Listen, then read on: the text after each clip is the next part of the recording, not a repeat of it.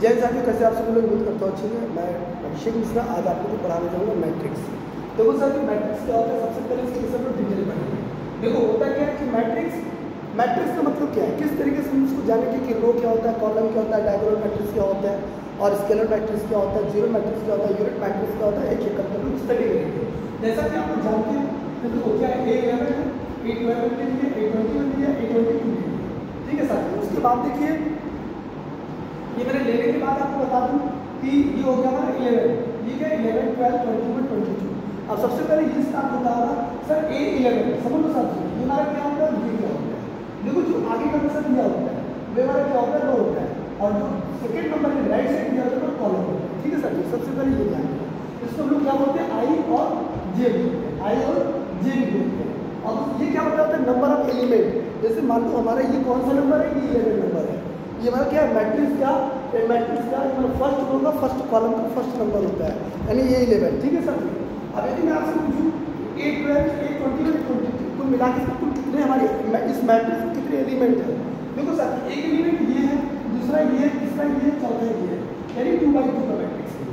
और मैट्रिक्स का मतलब क्या होता है, जो स्क्वायर मैट्रिक्स होता है, जो 2x2 का हो, 3x3 का हो, 4x4 का, 5x5 का हो, this is called a matrix. यदि मैं आपसे जैसे मान लो सपोज 5, 6, 7, 8 दे दिया, अब देखो स्टूडेंट आपको तो करना है, जैसे मैंने आपसे पूछी A21 की वैल्यू क्या होगी। देखो A21 इज इक्वल टू कितना हो जाएगा, 7, यानी 7 के बराबर हो जाएगा। फिर मैंने आपसे पूछा A22 की वैल्यू बताओ। देखो स्टूडेंट A22 की वैल्यू कितना होगा, 8, ये किसके बराबर हो जाएगा, 8। A12 का मतलब किसके बराबर हो जाएगा, ये A12 इज इक्वल टू 6। और यदि मैंने आपसे दोबारा पूछ दिया कि बताओ A11 की वैल्यू कितनी होगी साथियों, तो आप सीधे एक लाइन में जवाब दोगे, sir this is equal to 5। यानी ये हमारा क्या होगा, this is called the matrix of the value, ठीक है। इस पूरे मैट्रिक्स ऑफ द वैल्यू की बात करूँ आपसे, इसमें कितने एलिमेंट है स्टूडेंट, तो आप सीधे बताओ दिस इज 4 एलिमेंट, 1, 2, 3 और 4। कैसे पता चलता है, मान लो जैसे कोई मैट्रिक्स दिया हो, उस मैट्रिक्स में आपको ये पूछा जाए कि बताइए उस मैट्रिक्स में कुल कितने एलिमेंट हैं, तो देखो साथियों करना क्या है, 1, 2, 3, 4, यानी यहाँ जो दिया होता है 3 × 3, 2 × 2, 3 × 3, 3 × 3 में कुल कितने एलिमेंट, 9 एलिमेंट। 4 × 3 कितना है, 12 एलिमेंट। यानी हमको पहले ये पता करना है कि ये हमारा क्या होता है। दूसरी चीज़, यदि मैंने आपसे बात किया कि बताओ इसमें रो क्या है, कॉलम क्या है, देखो सर ये जो नंबर होता है हॉरिजॉन्टल, जो हॉरिजॉन्टल मतलब क्या होता है, ऐसी लाइन जिस तरीके को, और ऐसी जो लाइन क्या होता है, वर्टिकल होता है। ये हमारा क्या होता है, R1 होता है साथियों, ये हमारा क्या होता है, R2 होता है।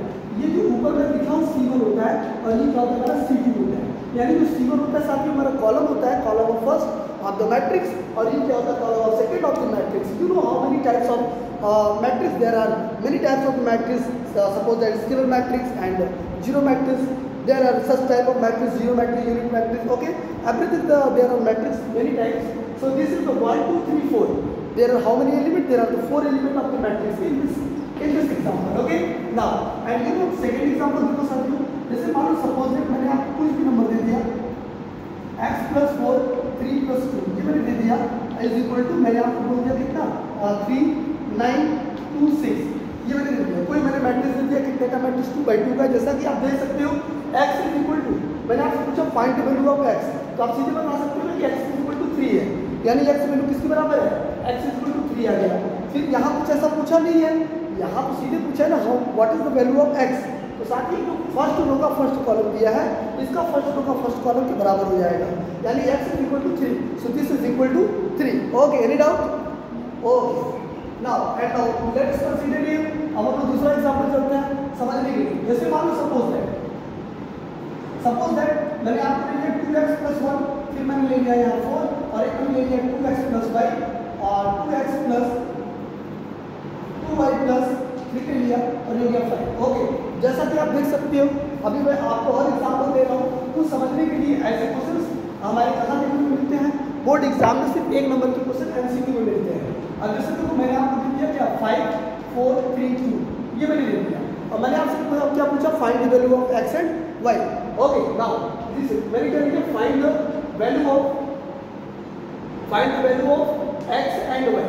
अब मैंने आपको ये क्वेश्चन दे दिया, बता करिए x और y की वैल्यू क्या होती है, कैसे पता करोगे। देखो कभी भी यदि ऐसा क्वेश्चन आता है स्टूडेंट, तो सबसे पहले इसमें घबराने की बात नहीं है, ठीक है। देखो कैसे करोगे, सबसे पहले आपको बता दूं, ये वाले क्वेश्चन को 2x + 1 अभी बताए थे ना, इस मैट्रिक्स का फर्स्ट रो का फर्स्ट कॉलम किसके बराबर होगा, सेकेंड वाले मैट्रिक्स के फर्स्ट कॉलम के बराबर है, ये 5 को पकड़ना तो हो जाएगा 2x = 5 - 1, तो 2x = 4, x = 4/2, तो कितना हो जाएगा x = 2। किसी को डाउट है एनीवन? ओके लो ओके ठीक है। सेकंड क्वेश्चन क्या दिया है, ये दिया है 2y + 3 = कितना दिया है 3, तो you know very well 2y = 3 - 3, तो 2y = 0, सो y = कितना 0.2 मींस दैट y = कितना आ जाएगा 0। Any doubt? ये हो गया। अब दूसरी चीज मेरा ये आंसर सही कि गलत है कैसे पता करेंगे, कुछ लोग क्या लिखा है 2x + 1 = ये किसके बराबर था 5 के बराबर है। अब देखो स्टूडेंट कैसे करेंगे, करने का सबसे सिंपल तरीका बता रहा हूँ आपसे, 2x लिखा है, you know very well 2 multiply of x कितने स्टूडेंट 2 आएगा या 2 रहेगा +1 = 5, यू नो 5 = 5। यदि बेटा LHS = RHS आया तो स्टूडेंट समझ लेना कि हमारा आंसर क्या सही है।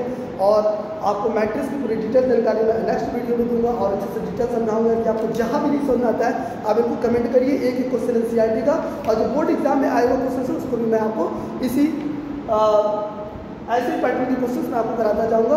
हर एक चैप्टर को मैं स्टार्ट करूंगा धीरे धीरे, पहले सिंपल चैप्टर, फिर हम लोग टफ चलेंगे, यानी कैलकुलेशन चलेंगे। हम लोग कैलकुलस के पार्ट अभी नहीं पढ़ेंगे, कुछ देर के बाद पढ़ेंगे, पहले ये सब चीज़ों को हम लोग थोड़ा सा तैयार करते हैं। ओके सर, जय हिंद एंड टेक केयर।